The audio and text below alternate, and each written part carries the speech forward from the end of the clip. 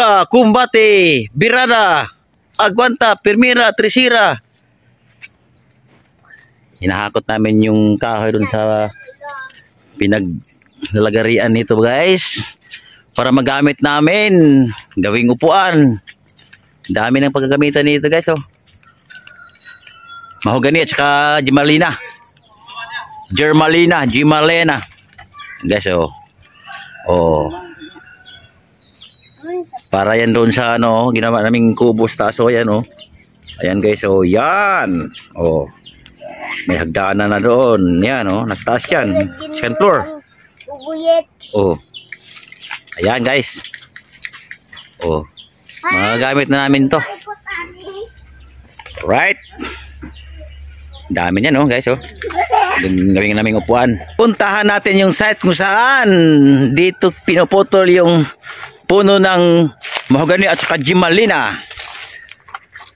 Daming puno to guys oh. Gagawin naming upuan, yung maliit na kwarto sa munting bahay namin. Guys. Oh, andyan ka. Yan guys oh. Oh. Yan oh. Yun, dito pinutol yun yung Gimalina. Yan guys oh. Dito naglalagari kanina.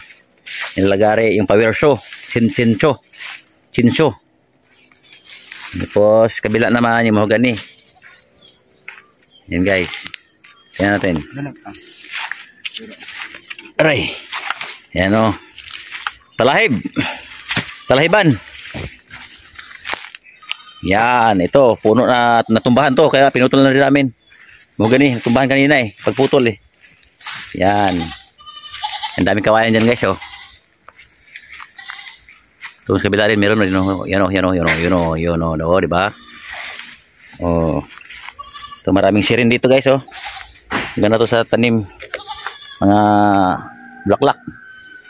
Yun oh. Diyan pinutol kanina yung mahogani. Right. Oh. Okay guys. Salamat. Dito kami sa Talahiban ngayon. Si Roland doon oh.